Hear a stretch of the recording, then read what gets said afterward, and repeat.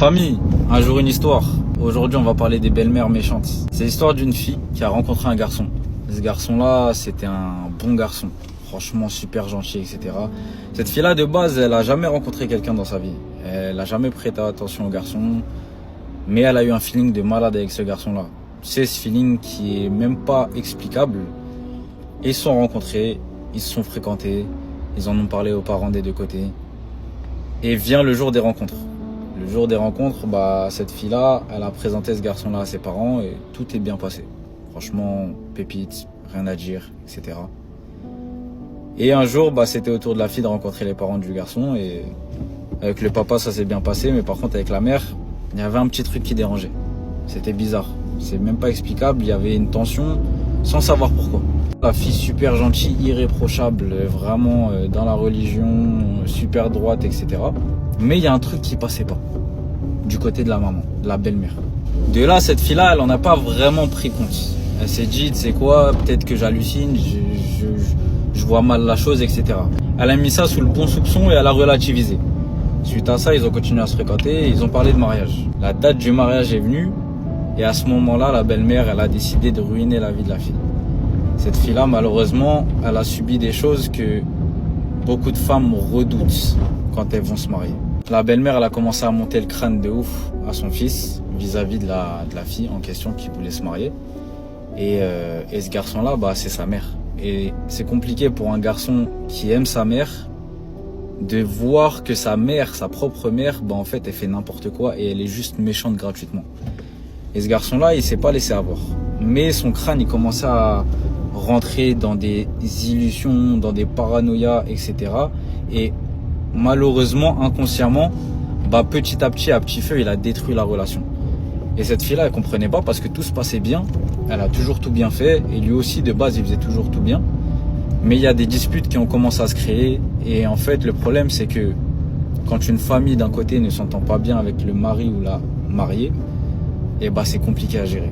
C'est compliqué parce qu'il y aura toujours des tensions. Et cette belle-mère, elle était trop intrusive. À chaque fois que la fille, elle faisait quelque chose, le moindre fait ses gestes, elle avait toujours un petit truc à dire, un reproche à faire, un pic à dire. Et en gros, la belle-mère, ce qu'elle a voulu faire, elle, de base, c'est qu'elle a voulu faire en sorte que ce mariage ne se passe jamais. Donc vraiment, sa seule mission, c'était de gâcher ce mariage. Et au final, le garçon, c'était trop de pression pour lui. Il jonglait entre sa mère qui était contre son mariage et cette fille-là qui était super bien et que il pense vraiment ne jamais re-rencontrer. Et il était partagé entre les deux. Et franchement, être partagé entre sa propre mère et sa future femme qui est irréprochable, je pense que c'est compliqué et personne ne peut faire le choix là tant que ça ne lui arrive pas. Au final, avec tout le pressing que la belle-mère a fait, le garçon il a commencé à perdre espoir et il s'est dit, tu sais quoi, faut qu'on parle. Ils ont parlé tous les deux, la future mariée et lui. Et il s'est dit, tu sais quoi, avant qu'on entame quoi que ce soit, je pense que c'est mieux mentalement qu'on arrête là. Et ces deux personnes-là, à contre-cœur, en fait, ils se sont mis à souffrir et ils ont arrêté leur histoire simplement parce qu'une belle-mère, pour je ne sais quelle raison, a été méchante, a été mauvaise et n'a pas accepté cette fille-là.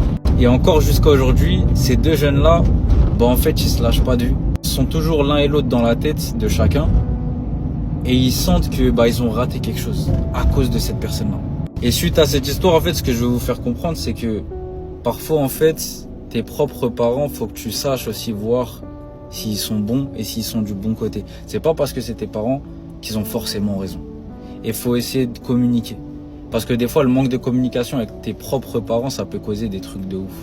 Et moralité de l'histoire, en fait, cette fille-là, elle en a souffert. Ce garçon-là, il en a encore plus souffert parce que c'est lui qui a dû prendre la décision. Et ce qui est fou, c'est que ce genre d'histoire, ça arrive de plus en plus. Ce genre d'histoire de belle-mère ou beau-père qui accepte pas pour je ne sais quelle raison, c'est trop courant. Et faut pas normaliser ça. C'est pas parce que tes parents, c'est tes parents, s'ils ont un mauvais comportement, il faut que tu leur dises. Certes, tes parents, faut toujours les écouter, je suis le premier à le dire.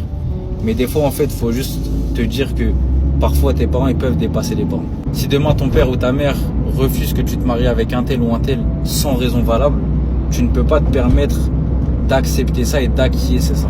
Faut discuter. Faut pas aller au conflit avec tes parents, jamais. Mais faut leur expliquer, leur faire comprendre. C'est pour ça que la famille, c'est très important. L'entente des deux familles, c'est trop important.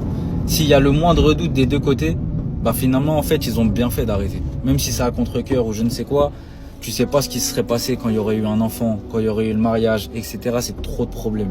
Parfois, en fait, faut faire des choix à contre-cœur, mais qui sont bons pour l'un et pour l'autre, et pour le bien aussi des futurs enfants. Parce que ça, on n'y pense pas souvent, mais c'est important.